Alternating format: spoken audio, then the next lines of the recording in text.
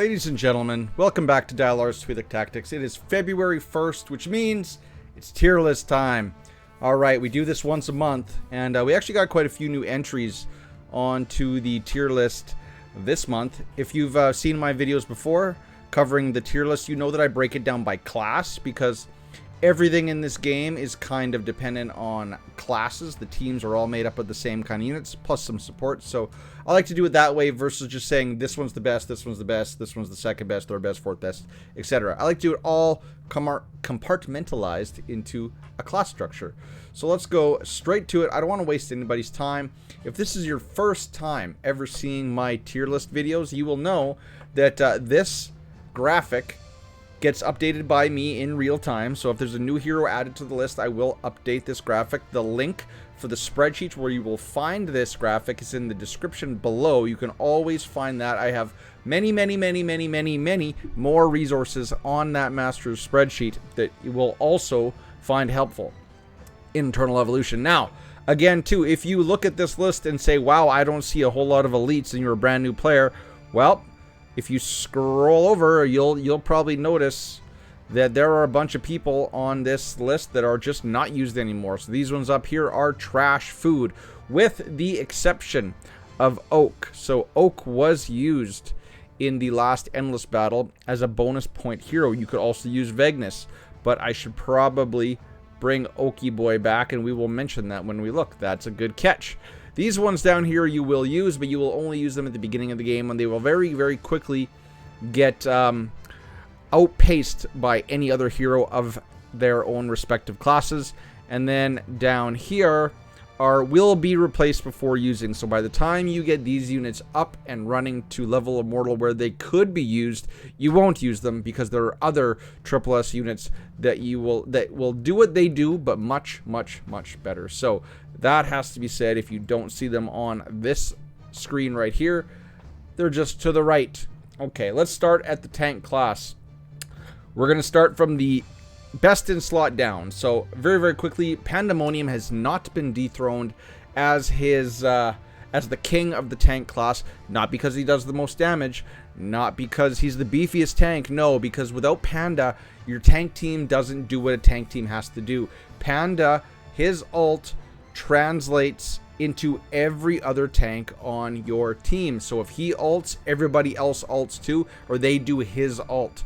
So you really need Panda to make any kind of tank team going. If you remove Panda from the tank team is no longer functional. It will not work. So that is why Pandemonium still gets the #1 spot. If you're going to start building a tank team, he has to be your core. You have to build around him. And then when it comes to the next three, all three of these, actually the top 5 units on the tank class, are all on the tank team right now. I run a 5-person tank team. Now, Panda is a must, and then Teresh, Caravan, and Wamagon are also all required on the tank team. I'm going to call them 2A, B, and C. They do different things. Teresh is far more beefy than the other two.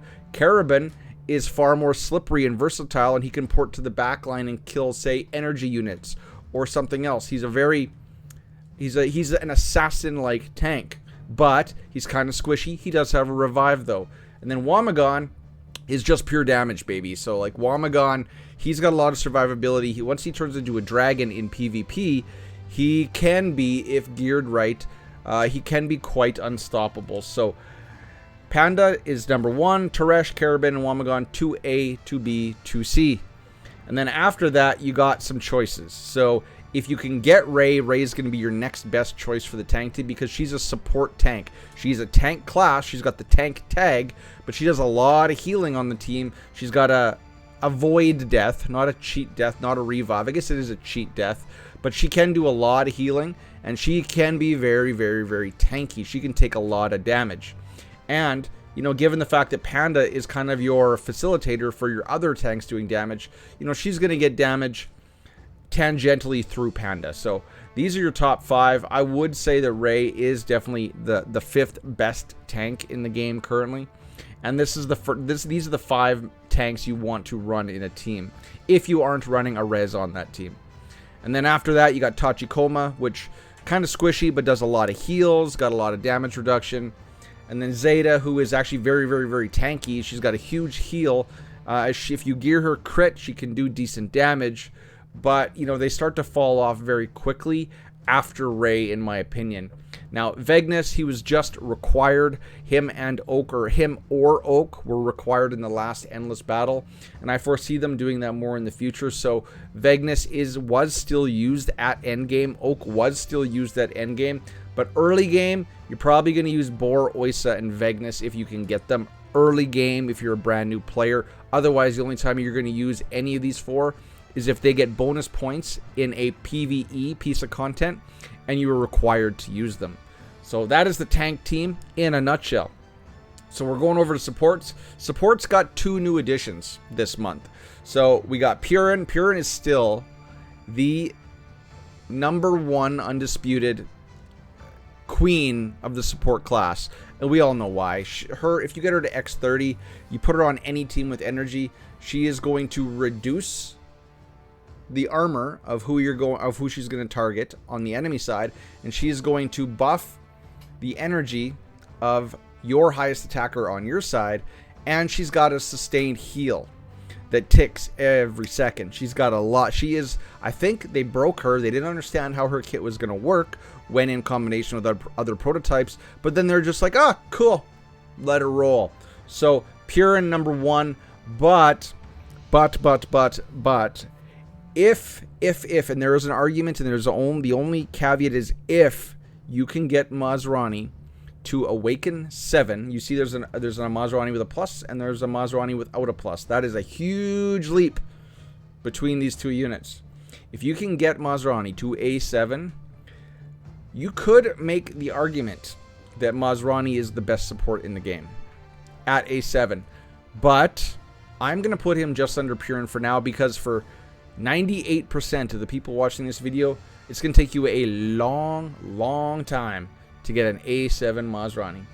And then after that, we got our tried and true Fiona and Miranda. So Purin's #1, Awakened Masrani's #2, but then 3A and 3B are Fiona and Miranda. Now, these were the first two supports that came into game that weren't really healers, although they did heal. Now, Fiona will buff, is a facilitator, a support class, and a healer class for Vanguards and Assassins, and Miranda is a support/healer for Hunters and Energy. Now, both of these do more supporting than they do healing, but they can heal as well. So they are very, very, very much required for their respective teams. So they are 3A and 3B. After that, we have Awakened Res. Now, there's not a whole lot of differential between Awakened Res and non-Awakened Res, and that is because what does Awakened Res do? He heals as well, but he does single target healing, which isn't really, I don't want to say it's that effective. Now, if he did more healing, like to the rest of the team, he'd be better. Like, say if he healed the lowest health unit, and you know what, he might do that. We're slow farming Res's Awakening. We're not putting resources into him because his resources are free if you slow farm him. So maybe I just don't know enough. I haven't seen enough footage yet. I haven't seen any proof that would make me put him higher than any of these other 4. So until then, until I see some definitive proof that he is much, much better than his non-awakened counterpart in himself, I'm just going to leave him at #5, and then we're going to put the non-awakened Res at 6, Masrani at 7, and then Serena. The only reason why Serena is still on this list is because for new accounts, she is going to be your primary healer in the game. You're going to be able to get her very, very, very early in week 1. You're going to get Masrani in week 4. And Masrani was almost irrelevant until they awakened him, and him at Awakened 7 isn't a win condition for whatever team you want to put him on. So, ladies and gentlemen, that is the support class. Again, in a nutshell, Purin Asaki coming in at #1, but there is an argument to be made that an Awakened 7 plus Masrani could be the #1 spot. Now, Energy class is getting a little bit crowded. And I've spaced them out a little bit more, and we do have a new entry into the Energy class for February. Now, he just came out today, So he can move as I get more information on him, but as of my testing today and for what I've seen on him, he's going to be where he's going to be on this list until I see otherwise. So Northion is still the number 1, again, for kind of the same reason as Panda. Northion is going to be your frontline tank for your energy team. Without Nord, your energy team is going to drastically suffer. It just is. Now, I know Nord is going on a year old at this point. Nothing's changed in his kit, but his kit was so broken when he came out that they hid him behind a paywall, except for one time during the November anniversary event. That's it. Free-to-play players, if they didn't get him back in March 2023, they got him in November 2023. We don't know when he is ever coming back again because he is that good. And as such, I still have to put him in first on this list. He's not going to do the most damage, but what he does very, very well. He's got a lot of damage. He's also got insane survivability. He's got crowd control. He's got forced displacement abilities. His kit, he's got a lot of life steal if you put him in Marauder. I don't think the devs even thought we were going to put him in Marauder, but he does. He's just an all-around monster of a unit, and I'm still going to put him in the number 1 spot for the energy class in February 2024. And then after that, I actually had Cariolus and Jaina as 2A and 2B, but I'm spacing them out a little bit more because what I'm finding is that, say, Cariolus fills a bunch of niches, whatever. So in PvE, he does a lot of damage. He's got a lot of inbuilt true damage into his kit, so anywhere you put him in PvE, he's going to do a lot of damage. But he's also going to be very good in PvP because he has direct anti-tank synergies built into his kit. So not only is he going, and anti-Vanguard as well, I guess. So not only is he going to be dish out a lot of damage, he's also going to bring some support roles and some counter roles to other teams in the game. Now, whereas Jaina is just damage. She is the true epitome of a glass cannon. But that cannon is big. That cannon is really big. So I am putting her. I was doing PvP testing with the whole team, and she does still have a place on that team because of the sheer amount of insane damage she can do. But the fact that she doesn't have a whole lot of support roles, she doesn't do anything for the rest of the team other than just herself. So I am going to lump her with Take. So Nord number 1, Cariolus number 2, Jaina and Take, for now, I'm going to call 3A and 3B. Now, Take is not going to compete with Jaina for damage. But in certain areas of PvE, since he's a new character, the game is going to try to force feed you to use him. So he's going to be good there. He's going to get bonus points and stuff. And if you're in a high ad situation, a high ad boss, or a sustain boss where he can ramp his damage up, he may get decent damage. Now, I've only tested him at Immortal 0, whereas Jaina is Immortal 5, so it's hard for me to compare the two. But in PvP, he definitely has a place because of all of the support that he brings to Atlas characters on his team. And he's got direct synergy through his lightning shield mechanics with Northion and Cariolus and Ares, but you're probably not going to run Ares on this team. So he does have his uses. He's going to have a lot of support roles he brings to the team. So what he's lacking in damage, he's going to make up for in damage mitigation that he can give your team. So that's why Jaina is going to be number 3. Take, for now, he just came out today, is 3B. After that, it falls off steeply. Now, Sinji, or Eva 1, does dish out a lot of damage. I have to give it to them. Of the collab units, he was the first one to come out, or the first one we got our hands on, and he was actually pretty decent. He can dish out the damage. He can fill a role activating the commander tech for any faction.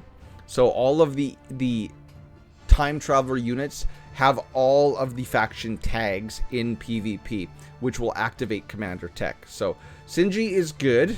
There's no way to get him right now if you've just started the game after December. He was a Evangelion collab exclusive, much like Ray up top here.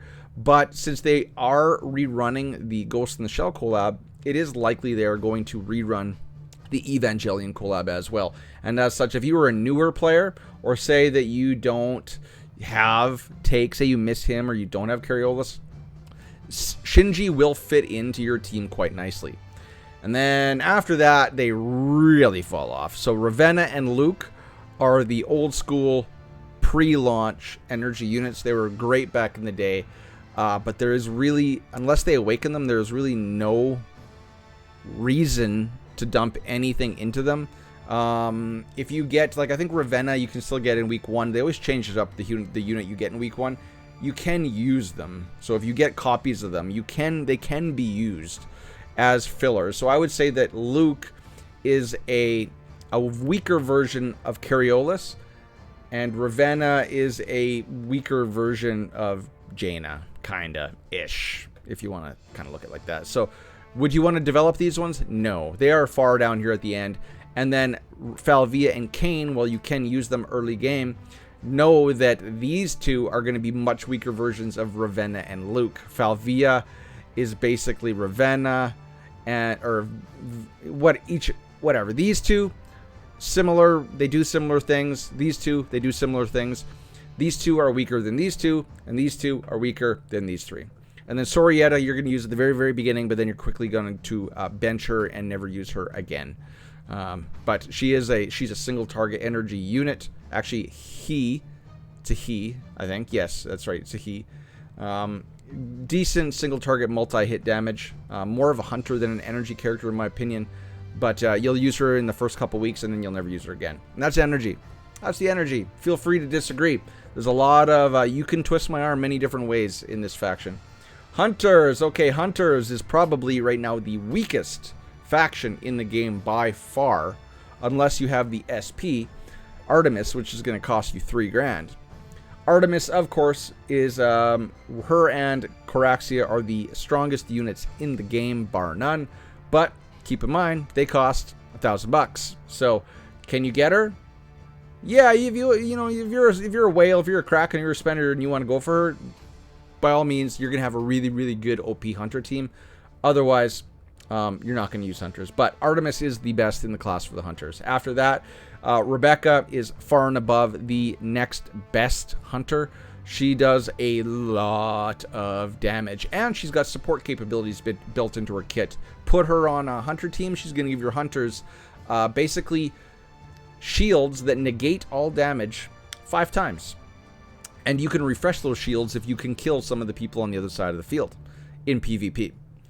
So Rebecca is easily number 2, head and shoulders above anyone else in this whole class. After that, this is where people might get a little bit, think a little bit different, because I still put Rosaris as number 3A, and I put Arcadia as 3B.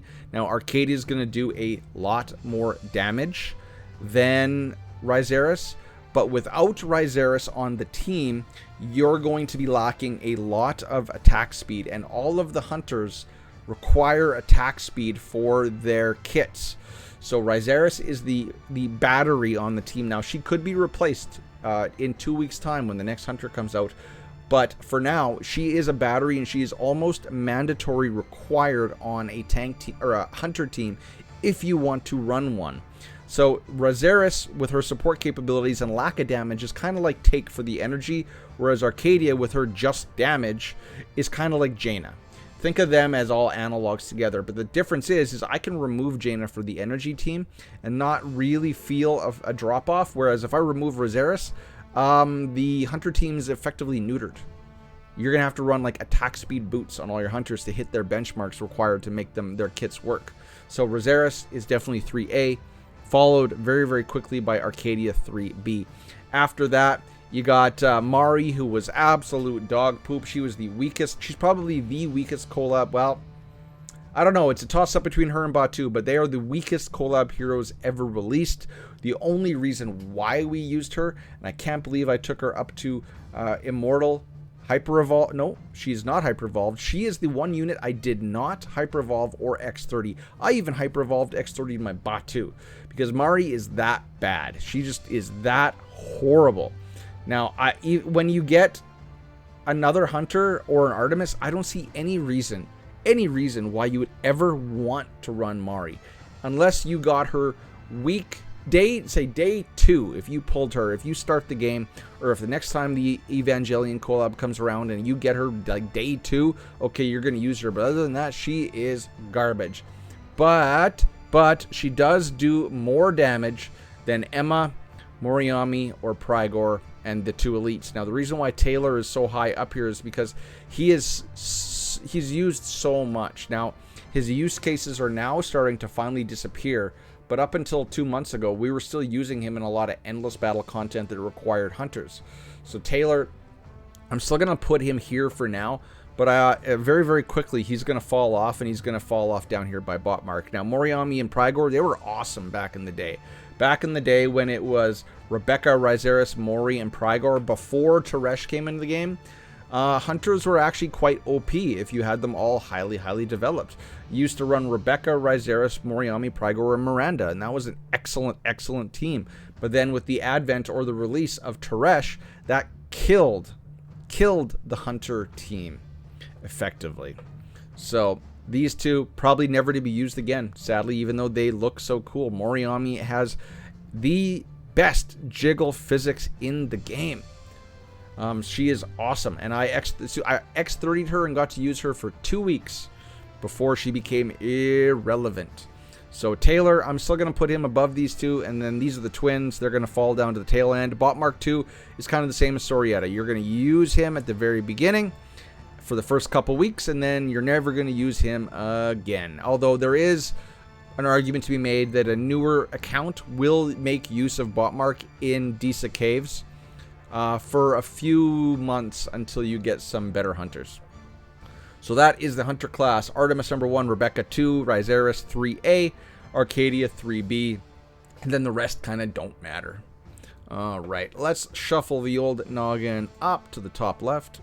And let's start talking about Vanguards. Okay, so Vanguards have changed a little bit. Now, there's a little bit of caveat here. So, I have these first 3 Vanguards kind of grouped together. Claire, Awakened Leo, you see the plus sign, and Ares. Now, Ares was the king for a while. You used to be able to kill Caraxia with him until they buffed Caraxia. It was actually a bug in Caraxia's kit, or coding, or whatever, or mechanics. But Claire, all things being equal, if you had Claire at Immortal 5, she is going to be the queen of Vanguards. The Vanguards all kind of do the same thing. They can take a lot of damage, and a few of them can dish out a lot of damage. They have self-regenerative capabilities, so they're a melee unit, so of course you want them to be able to take the hits and then survive, heal from those hits, and dish out the damage. Claire, Leo, Ares, and Barog, I guess Kaoru too, and Batu, even old Leo, they all do that. They all have the capabilities to dish out damage, take damage, and heal. But Claire does all of those things the best. So if you have an Immortal 5 Claire, I would say that she is still going to be better than a fully awakened Leo. Although, if you had a fully awakened Leo, which is super expensive, just for it's going to take you so many crystals once you hit A7 that we're just going to say that A7 is the roof. But A7 Leo is actually quite decent. In some cases, he's keeping up with the damage of Ares and Claire, and in some cases, he's got more survivability than Ares and Claire. So while I'm still giving Claire the number 1 spot, I'm going to give Leo the number 2 spot, but only if he is A7. Anything below A7, he is not like Dan. He is he's not become a beast at A5. You have to have him at A7 or higher for him to be for him to place this well in the Vanguard team. So Claire 1, Leo 2, Ares 3.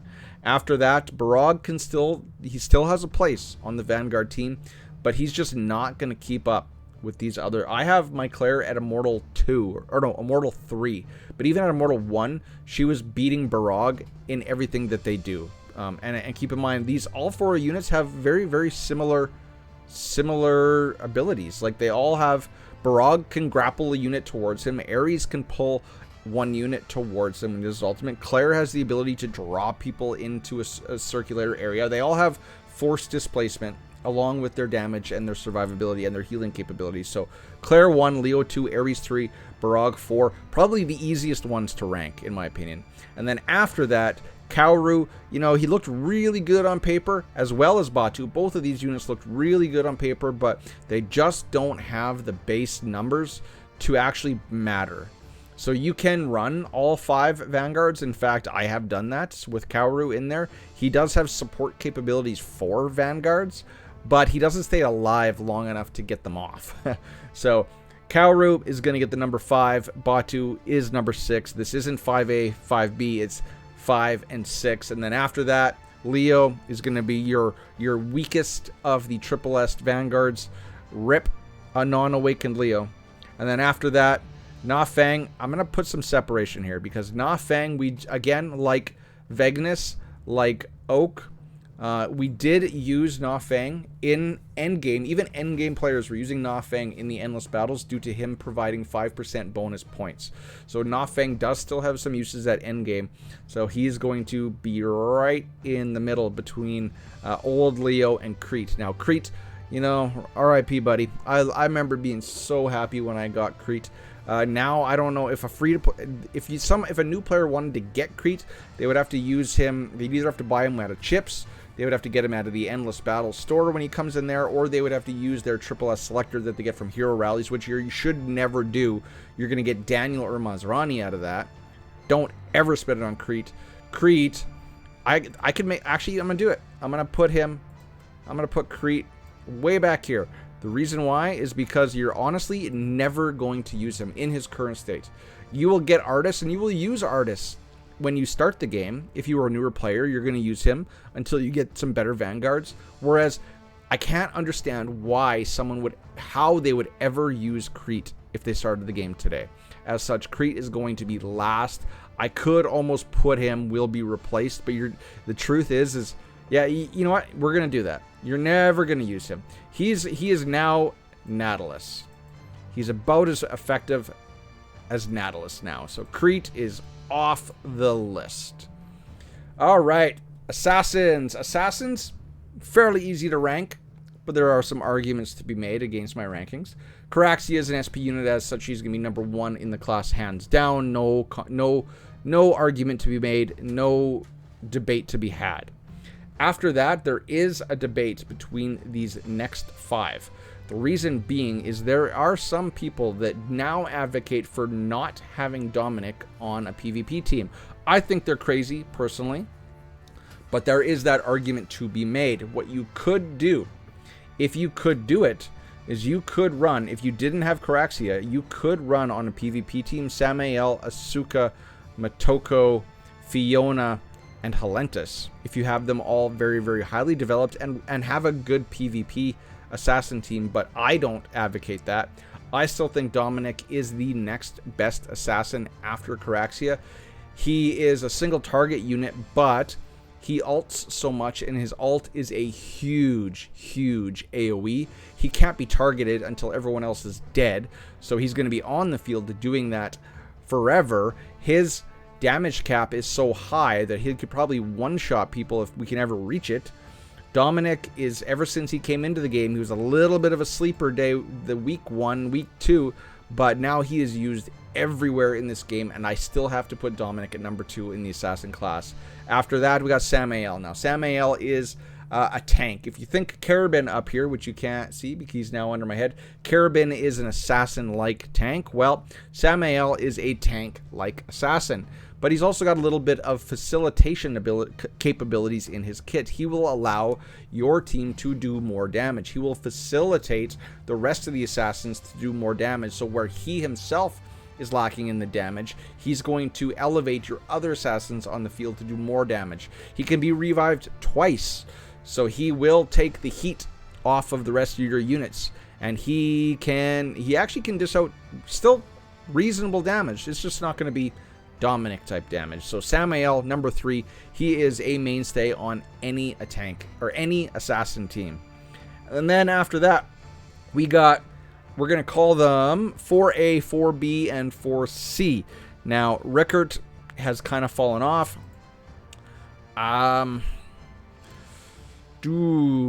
So basically Eva, or Asuka, who's a collab unit, and Motoko, who's a collab unit. Asuka is a better version of Motoko. Both of these are AoE type assassins. Now, and they can both dish out a lot of damage. Asuka, however, has more survivability in her kit, and Asuka actually has a spot on the meta tip of the spear PvP team. whereas I don't think Motoko does. Motoko is a little squishy.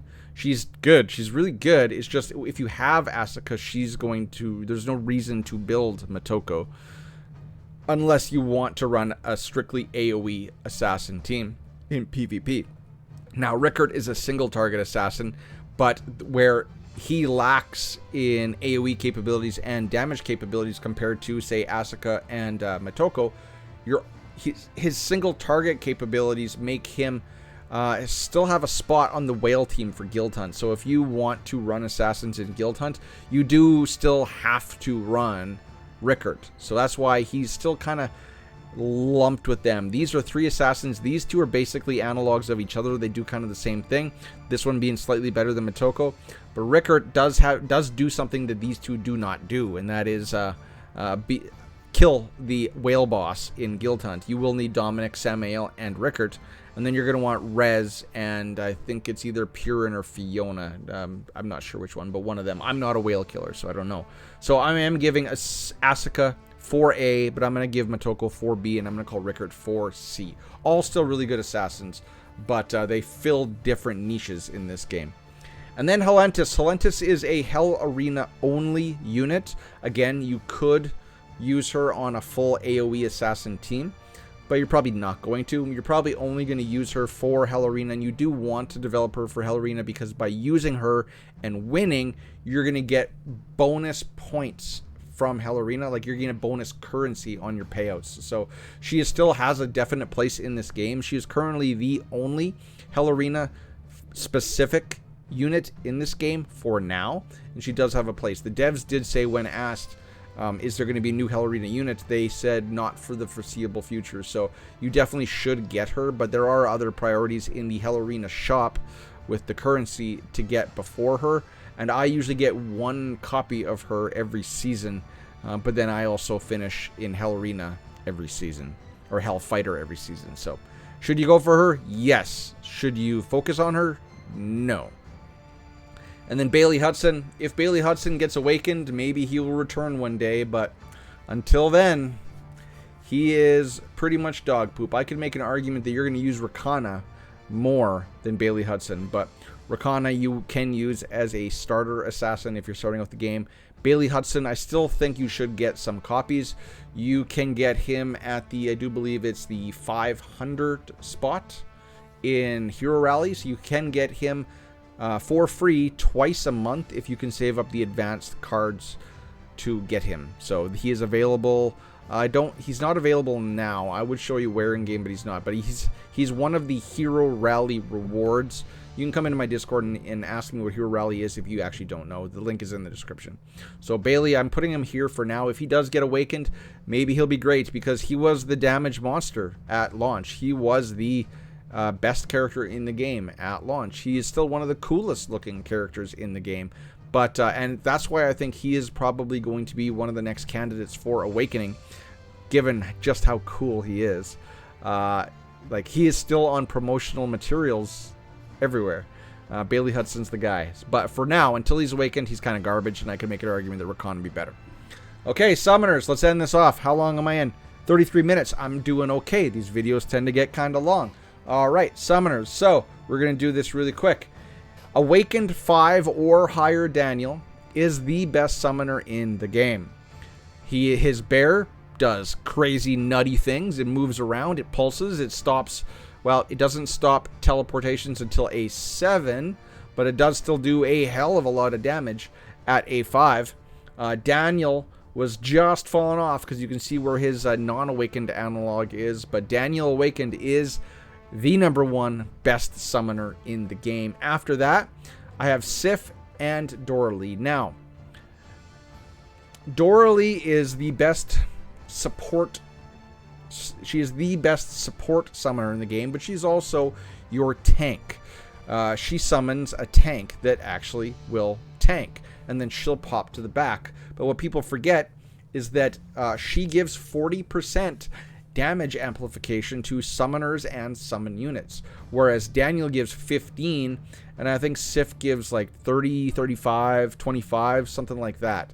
So Doralee, while she lacks in damage, she is going to be your frontliner. Before her, we used to run someone like Oisa or Leo, Well, no. Now you run Dorley. 1 for her support, her damage amplification abilities to the rest of your team, and 2 for her tank.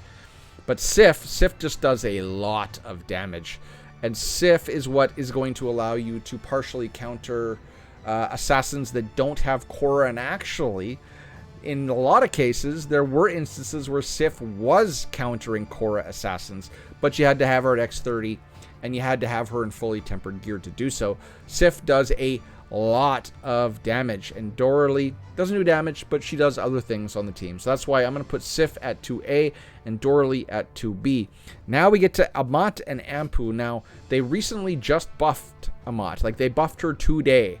And in Crimson Abyss, she can do more damage than Sif. And I have a fully tempered Sif at Immortal 2, whereas I have Immortal 0 Amat with non-tempered gear, and she can do more damage than Sif.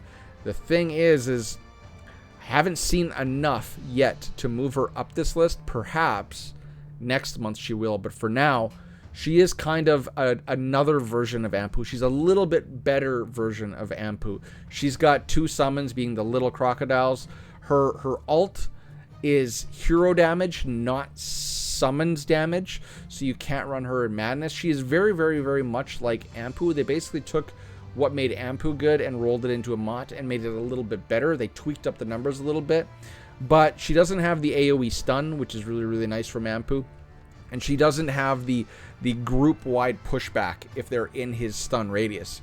So I am putting Amat at 4A, but I'm putting Ampu at 4B. I'm not calling him 5. I'm going to call him 4B. I'm going to give him... he's a lateral move away from Amat. So that's where I'm going to rank the summoners through the top 5. You guys can disagree with me. You can tell me so in the comments. But this is where I'm putting them for now. That could change. And then after that... Daniel, non-awakened Daniel, we were still putting him on the team, but he was pretty much hot garbage. He was not doing as much damage as any of the other units. Like I said, he only facilitates 15% damage extra to the other summoners and summoned creatures. He did have that stun, but his bear was, I don't know, he just was falling off. He was being power crept. So non-awakened Daniel, he's definitely down here at 6th. Versus his awakened counterpart at 1.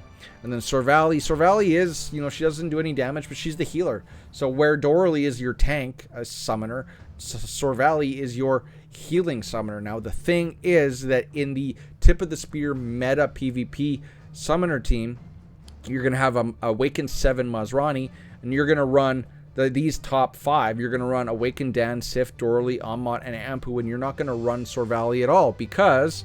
you're going to get her summons. It's Ampu's going to fill that role of supplying summons to trigger Amat's crocodile. Amat's summons are going to facilitate Ampu's corpse explosions, and then A7 Masrani is going to heal everybody. So really, Sorvali is now officially outed from the PvP team, but only if you have an awakened 7 or higher Masrani. So that's where Sorvali is. You will use her at the beginning of the game because it will take a newer player a long time to get some awakening materials for Masrani.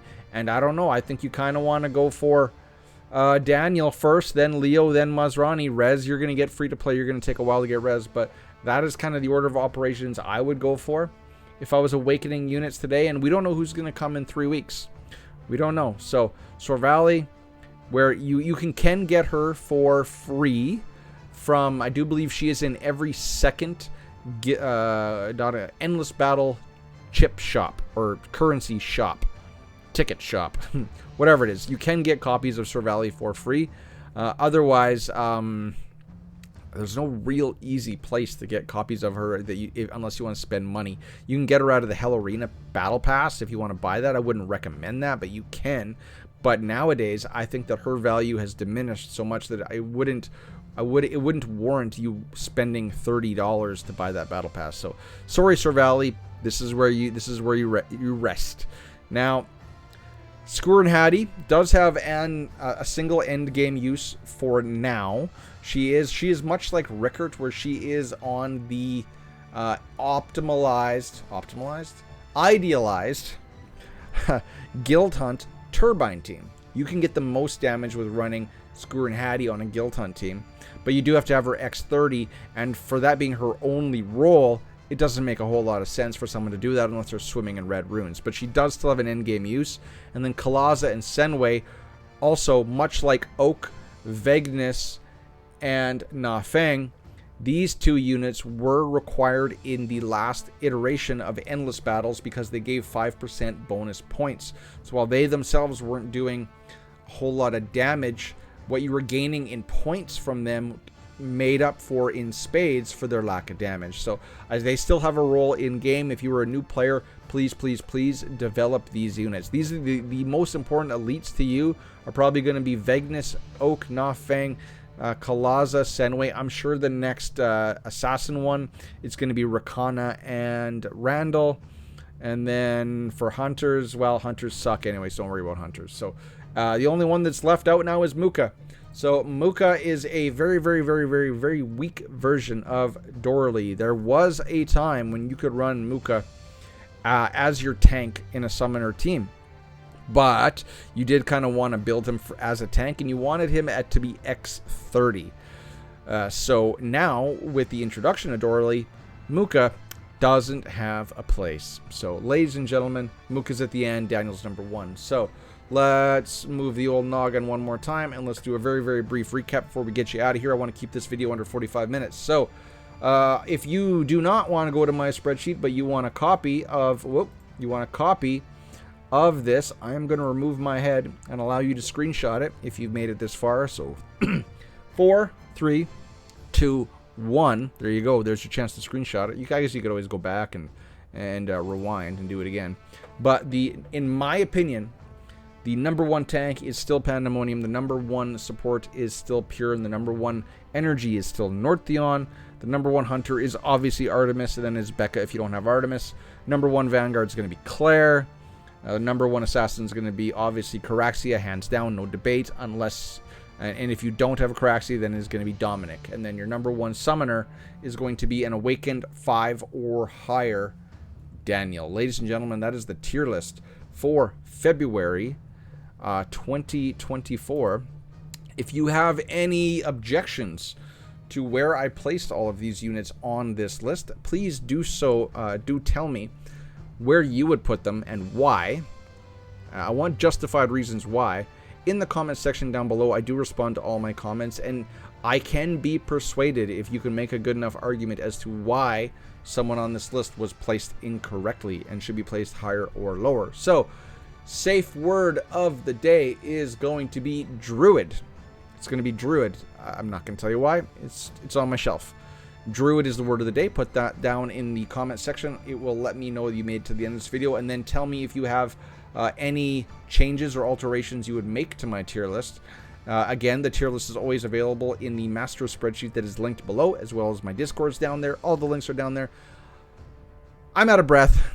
I want to go play Pal World. Ladies and gentlemen, until next time, cheers, peace, bye-bye.